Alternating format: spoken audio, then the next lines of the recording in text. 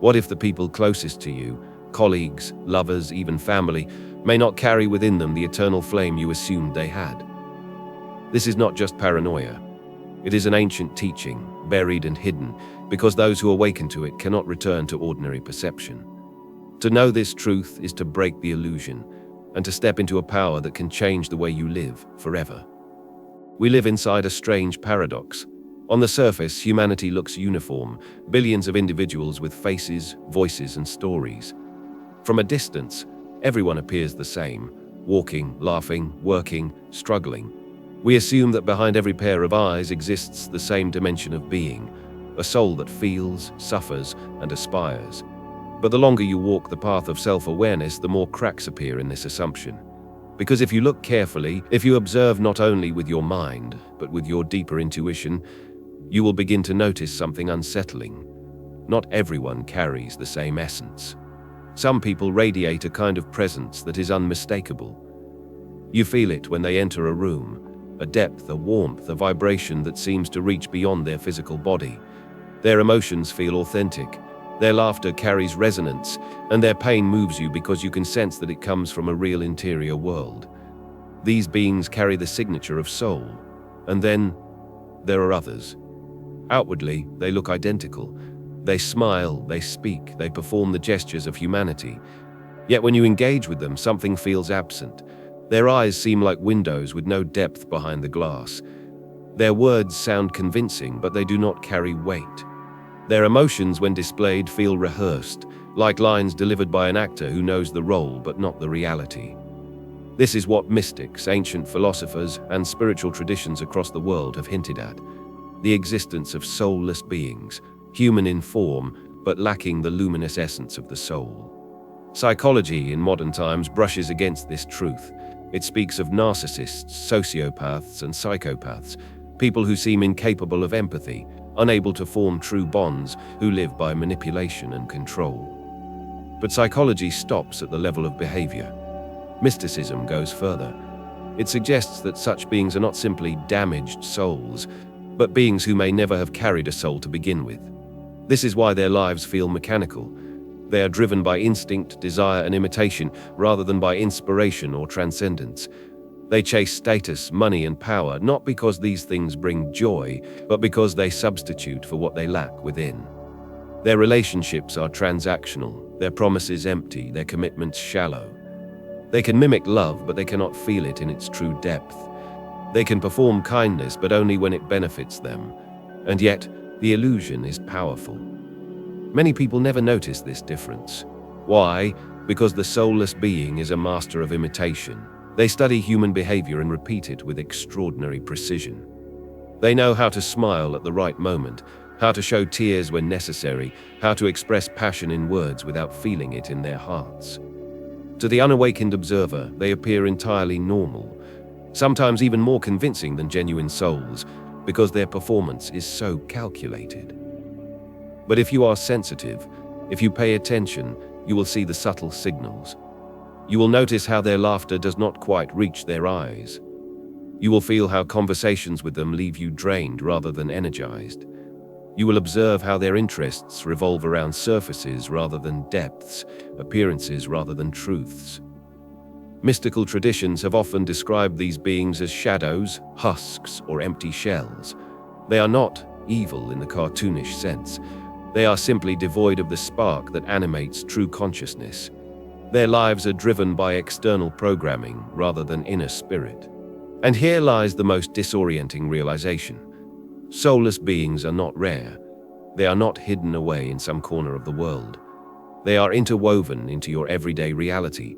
Co-workers, acquaintances, sometimes even those you thought were friends or family. This truth can feel terrifying at first, because it undermines the comfortable belief that everyone shares the same essence, the same depth, the same capacity for transformation. But once you accept it, your perception begins to sharpen. You begin to sense who resonates with the vibration of spirit and who merely reflects the illusion of humanity. And the more you notice, the more impossible it becomes to return to the old way of seeing. Here is where the mystery deepens. If these beings are truly soulless, hollow at the core, lacking the eternal spark, then how do they manage to blend so seamlessly into our world? Why is it that, on the surface, they not only pass as human, but often seem more successful, more charming, more powerful than those who carry authentic souls? This is the paradox. The absence of essence makes them strangely effective. The hollowness that disturbs us when we look too closely is also the source of their advantage. Because emptiness by its nature is flexible. It adapts quickly. It reflects rather than creates. It imitates rather than struggles. Think of it this way. A true soul is heavy. It carries memory, depth, and resonance. A soul is burdened with empathy, with conscience, with the invisible weight of responsibility. The soulless, by contrast, move through life unencumbered. They do not hesitate to lie because they feel no inner resistance. They do not suffer the pangs of guilt because there is no inner voice to accuse them. They do not wrestle with compassion because they do not truly feel the pain of another. This gives them a strange, almost frightening advantage in a world built on appearances. While soulful beings hesitate, reflect, and agonize, the soulless act swiftly. While you measure your words, they say whatever serves their agenda. While you wonder about truth, they manufacture illusion. And this is why they often rise to positions of power in business, politics, entertainment, even in spiritual circles. Their performance is flawless because there is nothing within to interfere with it. They can play the part of the perfect leader, the perfect partner, the perfect friend, but it is only a mask. A mask polished with practice, sharpened through manipulation, reinforced by the energy they siphon from those who believe them. The paradox grows sharper when you realize that many soulful people, those who are deeply awake, compassionate, and real, often feel weak, insecure, or unworthy in comparison. You may have looked at someone and thought, why do they seem so confident, so powerful, while I constantly doubt myself? You may have wondered, why do manipulators succeed, while those who are genuine struggle to find their place? The answer lies here. Authenticity is heavy, but imitation is light. It takes courage to live from your soul, to reveal your vulnerabilities, to express truths that might not be accepted. But it takes no courage at all to mimic those truths, to steal language, to wear borrowed masks. Soulless beings thrive not because they possess power, but because they reflect the desires of others back at them. They are mirrors, showing people what they want to see, and many mistake that reflection for reality. But if you observe carefully, you begin to see the glitch. Their laughter comes half a second too late. Their emotions are too rehearsed, almost theatrical. Their words do not carry the resonance of lived experience. They can mimic the dance of love, but never its depth. They can play the role of friend, but when tested, they vanish. And yet, here lies the hidden key. They exist for a reason. They are not simply errors in the system. Their presence forces you to refine your perception. Without them, you would never question the authenticity of others. Without their imitation, you would never learn to recognize the true vibration of soul. In this sense, they serve as teachers, dark teachers, unwilling mirrors who reveal what cannot be learned in books or doctrines. By encountering them, you awaken to the subtle art of discernment. You learn to trust the silent language of energy rather than the noisy language of words. You discover that truth cannot be imitated and that real presence cannot be faked. And so, the paradox unfolds. Their emptiness is both a danger and a gift. A danger because if you remain asleep, they will entangle you in illusions and drain you of energy. A gift because if you awaken, they sharpen your perception and force you to anchor deeper into your own essence. This is why ancient mystics often said that the shadow has its place in the cosmic order. Without the shadow, light would be unrecognized. Without emptiness, fullness would remain invisible. Without the soulless, the soulful might never awaken to their own depth. The paradox then is not simply about them, it is about you. Will you allow their emptiness to consume your energy, or will you use it as the mirror that awakens you to your own eternal flame? If the soulless walk among us, if they blend into our families, workplaces, and societies, the next question is unavoidable. Why? Why would existence allow for beings who imitate life but lack its essence? Why would the architecture of reality contain hollow vessels? The instinctive response is to see them as mistakes, as though they are broken pieces of the human design. But the deeper you go into mystical traditions, the more a different picture emerges. They are not an error. They are part of the design itself. Think of a painting. Without shadows, the light in the painting appears flat and lifeless. Without contrast, beauty loses its depth. In the same way, soulless beings are woven into existence as a kind of contrast, a background against which the presence of the soul can be recognized. If every person radiated the same depth, the same compassion, the same spark, you might never notice your own light. You would take it for granted. But when you encounter those who lack it, when you feel the chilling emptiness of their presence, your own soul suddenly burns brighter in comparison. In this sense, they function as a kind of cosmic mirror. They force you to ask, what is the difference between mere survival and true living? Between imitation and essence? Between a hollow gesture and a genuine act of love? Without them, these questions might never arise. Soulless beings, whether they know it or not, become teachers of discernment. They test your intuition, your boundaries, your awareness. They force you to move beyond appearances and to sense the invisible. When you are deceived by them, when you trust the mask and later discover the emptiness behind it, you are wounded. But in that wound lies awakening. You begin to realize that words are not enough, appearances are not enough, charm is not enough. You learn to feel for the resonance of truth. Every soul that walks the path of awakening eventually encounters this trial, the test of discerning the false from the real. And often, the most convincing test is not an idea, but a person. The soulless being is the exam you didn't know you were preparing for. There is also an energetic dimension. When you meet a soulless being, you often feel drained. They feed on attention, admiration, and emotional reactions. At first, this may seem like a curse, but over time, it teaches you the importance of guarding your energy. Just as the immune system becomes stronger by encountering threats, the soul strengthens itself by recognizing what does not nourish it. Soulless beings pull at your energy until you learn to protect it. They demand boundaries until you learn to set them. They force you to stop scattering your essence and to conserve your flame.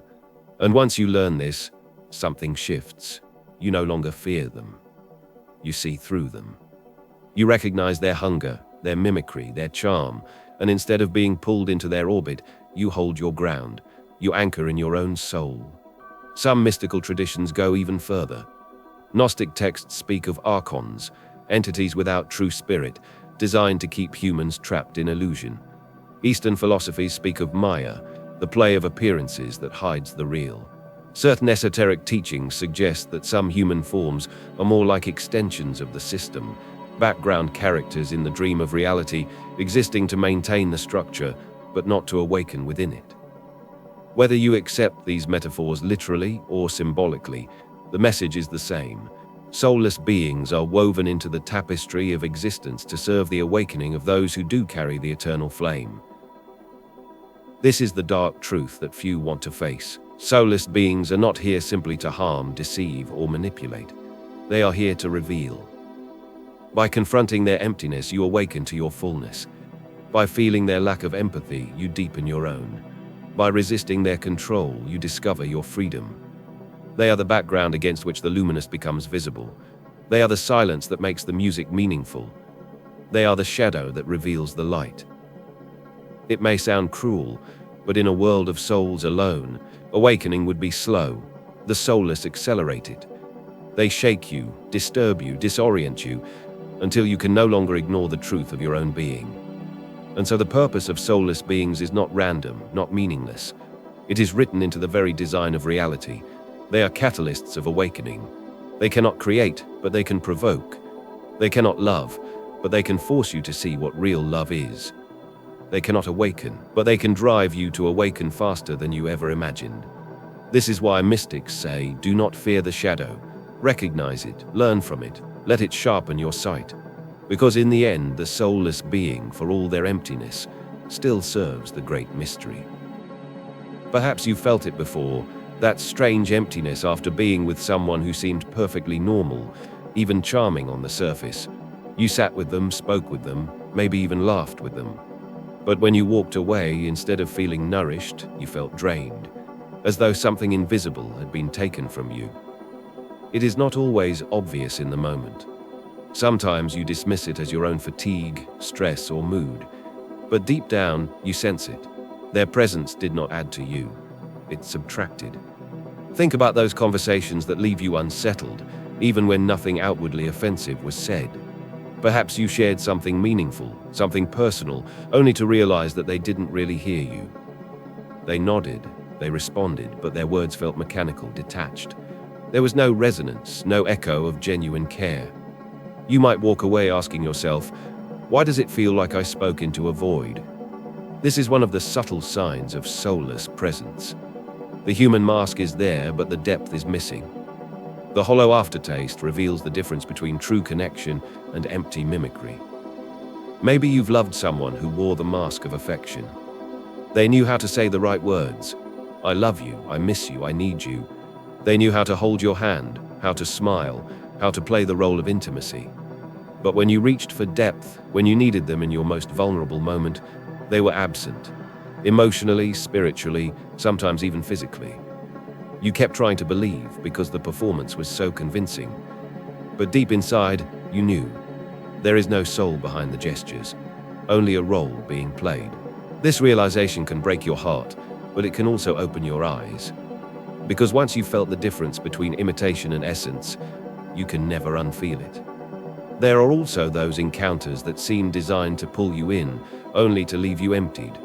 You sit with someone who constantly shifts the conversation back to themselves, who thrives on admiration, who hungers for your energy.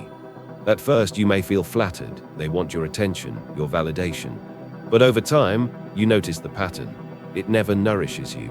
It always leaves you weaker, smaller, dimmer. This is how the soulless survive. They cannot generate light from within, so they feed on the light of others. They cannot create, so they consume. They cannot love, so they demand it endlessly without ever giving it back. Maybe as you hear these words, certain faces come to mind. People you couldn't quite understand, friends who always left you feeling worse, partners who made you doubt your worth, colleagues whose presence unsettled you. If you've felt these things, you are not imagining it. You are perceiving, perhaps without fully realizing it, the difference between a being with essence and one without. And here is the most important part. The very fact that you recognize this difference proves that your soul is awake enough to feel it. The soulless cannot recognize souls, but souls can recognize each other. That sensitivity, that subtle unease is not weakness. It is perception. It is your inner compass guiding you. You are not alone in this. Across time, countless seekers have described this same experience. Mystics spoke of the empty ones. Psychologists describe narcissistic abuse. Spiritual traditions warn of false friends, wolves in sheep's clothing. These are different languages pointing to the same reality. Some people are not what they appear to be. And yet, the pain of realizing this is also a turning point.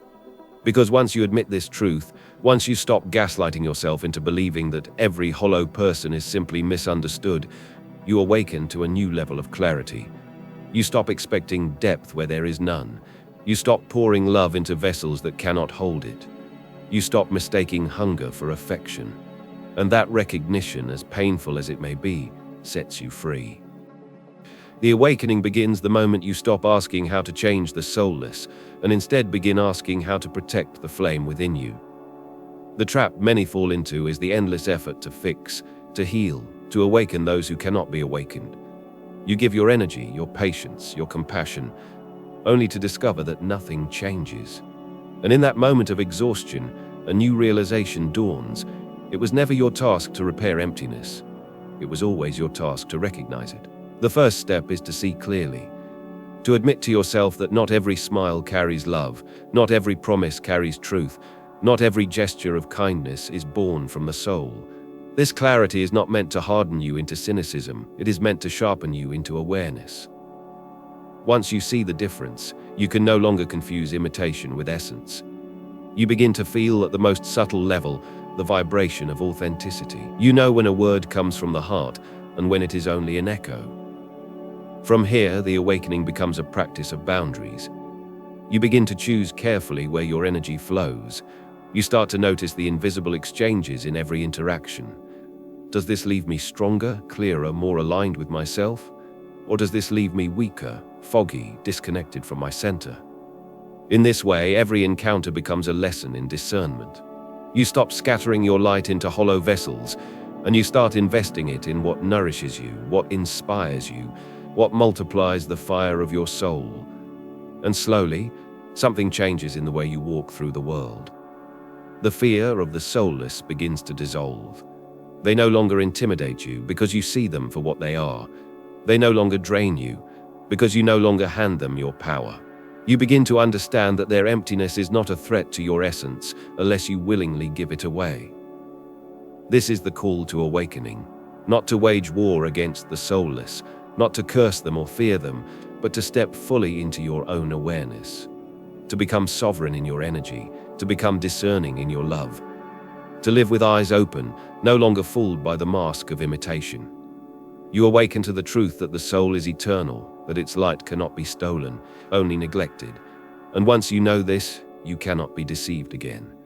The soulless will continue to exist, but your relationship with them will change forever. You will no longer see them as predators, but as mirrors. You will no longer see them as rulers of your fate, but as shadows that only highlight your light. And you will remember that your soul is not fragile. It is indestructible, ancient, infinite.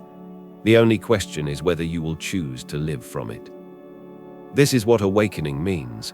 It is not about changing the world outside. It is about changing the way you see, the way you feel, the way you decide. The soulless are part of the design, but the power is always yours. The power to protect your flame, to embody your essence, and to live as one who truly carries the spark of eternity. And so we return to the first question. Are all who walk among us truly alive? Perhaps the answer is not meant to comfort, but to awaken. The soulless exist, but so do you, and you, unlike them, carry within you the infinite spark that connects you to the source, to the mystery, to eternity itself. Remember, darkness has no power in itself. It exists only where the light has not yet entered. So let the presence of the soulless remind you not of fear, but of power, not of despair, but of clarity, not of emptiness, but of the immense responsibility of carrying a soul in a world where many do not. That is the dark truth, and that is the hidden gift.